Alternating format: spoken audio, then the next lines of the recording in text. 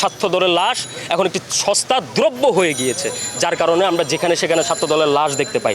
আপনাদের দলের প্রধান সুপ্রিম ছাত্রলীগ করেই সুপ্রিম হয়েছে, আমরা তা নিয়ে কথা বলি না।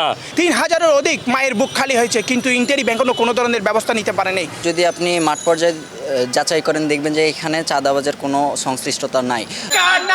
এই বাংলায় হবে না, সন্ত্রাসবাদের ঠিকানা এই বাংলায় হবে না, আমার ভাই মরল কেন? ইন্টারিম জবাব দে।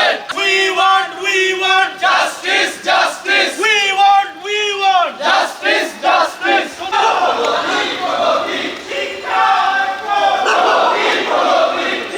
বর্তমানে ছাত্র দলের লাশ কি পরিমাণ সস্তা হয়ে পড়েছে আমরা বিগত দিনে দেখতে পাচ্ছি।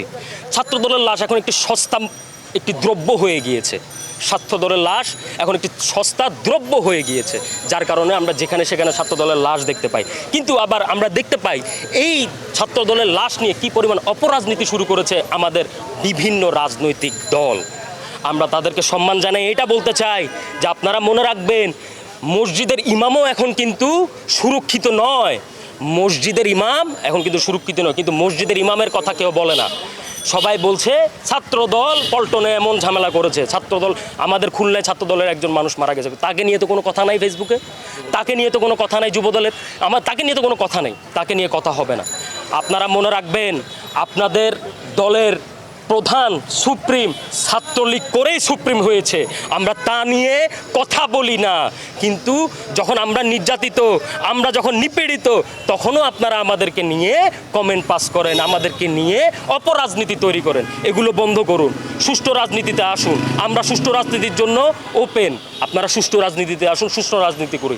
প্রিয় বন্ধুগণ, প্রিয় সাংবাদিক ভাইবৃন্দ, আপনারা দেখেছেন ইন্টারিম ক্ষমতা নেওয়ার পর থেকে গত 12 মাসে 3000-এর উপর অধিক হত্যাকাণ্ড খুন এই বাংলাদেশে হয়েছে, কিন্তু আমরা একটিরও বিচার পাইনি। কিছুদিন আগে যুবদল নেতা সোহাগকে হত্যা করা হয়েছে, তার নির্মম দৃশ্য আমরা দেখেছি সোশ্যাল মিডিয়ায়, কীভাবে একটি মানুষকে আরেকটি মানুষ হত্যা করতে পারে। এর আগে বেসরকারি বিশ্ববিদ্যালয়ের শিক্ষার্থী জাহিদ পারভেজকে হত্যা করা হয়েছে, ঢাকা বিশ্ববিদ্যালয়ের শিক্ষার্থী সাম্যকে হত্যা করা হয়েছে। এরকম 3000-এর অধিক মায়ের বুক খালি হয়েছে, কিন্তু ইন্টারিম এখনও কোনো ধরনের ব্যবস্থা নিতে পারেনি। স্বরাষ্ট্র উপদেষ্টার এই হত্যাকাণ্ডের ব্যাপারে এখনও একটি কোনো বার্তাও আমরা পাইনি।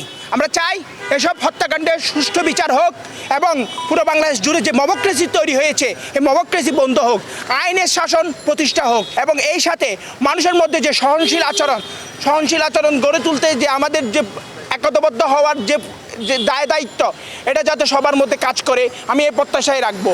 বাংলাদেশ জাতীয়তাবাদী ছাত্রদল জিন্দাবাদ, বাংলাদেশ জিন্দাবাদ। আমরা আজকে মিছিল করছি সুষ্ঠু দাবিতে। এই যে খুন হয়েছে তার সুষ্ঠু দাবি আমরা জানাই, কিন্তু আমি ইন্টারিম গভর্নমেন্টের প্রতি আমার একটা আহ্বান থাকবে।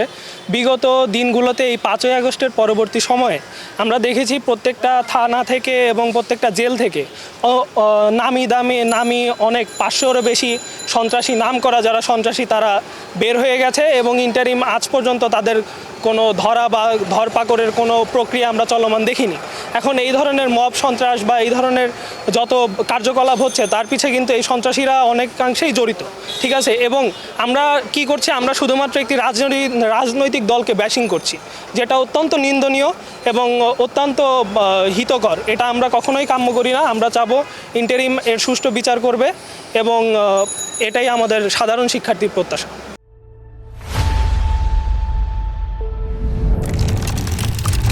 জিনিসটাকে আপনারা ভুলভাবে উপস্থাপন করবেন না যে যিনি মারা গিয়েছেন তিনিও যুবদলের। তো আমি বলবো যে যেই মারা যাক, যেই হত্যাকারী হোক, যেই সন্ত্রাসী হোক, সেটা সন্ত্রাসীর কোনো দল হয় না, কোনো মত হয় না। বেগম খালেদা জিয়া এটা অনেক আগে সবসময় বলতো যে সন্ত্রাসীর কোনো দলমত নাই। তো যেই হত্যাকাণ্ডের সাথে জড়িত তারও অবশ্যই সুষ্ঠু বিচার এবং তদন্তের মাধ্যমে সুষ্ঠু বিচার হতে হবে। সাম্য হত্যার বিচার হয় নাই, পারভেজ হত্যার বিচার হয় নাই, যার জন্য এরকম হত্যাকাণ্ড ঘটেছে। এবং এই হত্যাকাণ্ডের বিচার যদি না হয় ভবিষ্যতে আপনার আমার জীবন কিন্তু নিরাপদ না।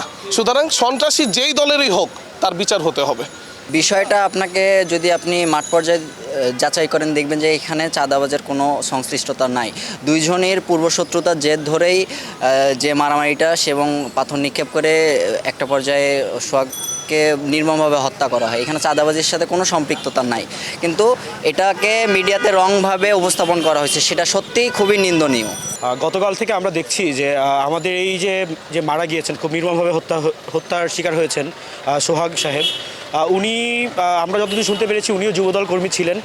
দুজনের মধ্যে পরস্পরের বিবাদ থেকে এই জিনিসটা তৈরি হয়েছে, কিন্তু আমরা দেখছি যে কেউ কেউ চেষ্টা করছে যে এই জিনিসটাকে দলীয়করণ করে বিচারের প্রক্রিয়াটাকে মানে ব্যাহত করার চেষ্টা করছে। আমার মনে হচ্ছে বিচারিক এই প্রক্রিয়াকে ব্যাহত না করে আমাদের সকলের উচিত ছিল রাজনৈতিকভাবে এই জিনিসটাকে না তৈরি করে, ক্রাইসিস মোমেন্ট তৈরি না করে আমাদের উচিত ছিল যে আমাদের গভর্নমেন্টের উচিত ছিল আমাদের সকলের নিরাপত্তা এবং বিচারিক প্রক্রিয়াগুলোকে সুন্দরভাবে যেন সফল হয় সেইটার দিকে খেয়াল করা। গতকাল থেকে দেখছি এক গ্রুপ কিছু মানুষজনকে দেখছি পোস্ট করছে, আমাদের দলীয় চেয়ারপারসনের নাম উল্টাপাল্টা বক্তব্য দিচ্ছে, ভিডিও তৈরি করছে। আমার কাছে মনে হচ্ছে যে এভাবে কোনো দলীয়করণ না তৈরি করে, দলীয় কোনো ব্যক্তির নাম ইউজ না করে যারা অপরাধী ছিল তাদেরকে সঠিক বিচারের আওতায় আনা হোক, এটা আমাদের দাবি। আমাদের বেসরকারি বিশ্ববিদ্যালয়ের স্টুডেন্ট পারভেজ হত্যা হয়েছে। গতকালকে মাহবুবুর রহমান নামে যুবদল এক কর্মী খুলনাতে নিহত হয়েছে, তাকে গুলি করে এবং পায়ে রক কেটে হত্যা করা হয়েছে। আমরা কিন্তু তার বিপক্ষে কাউকে দাঁড়াতে দেখিনি। আমরা যখন দেখেছি এখানে যুবদল কর্মী যুক্ত আছে বা পলিটিক্যাল কিছু পরিচয়, সেখানে এটাকে অন্যভাবে ইউজ করার চেষ্টা করা হয়েছে।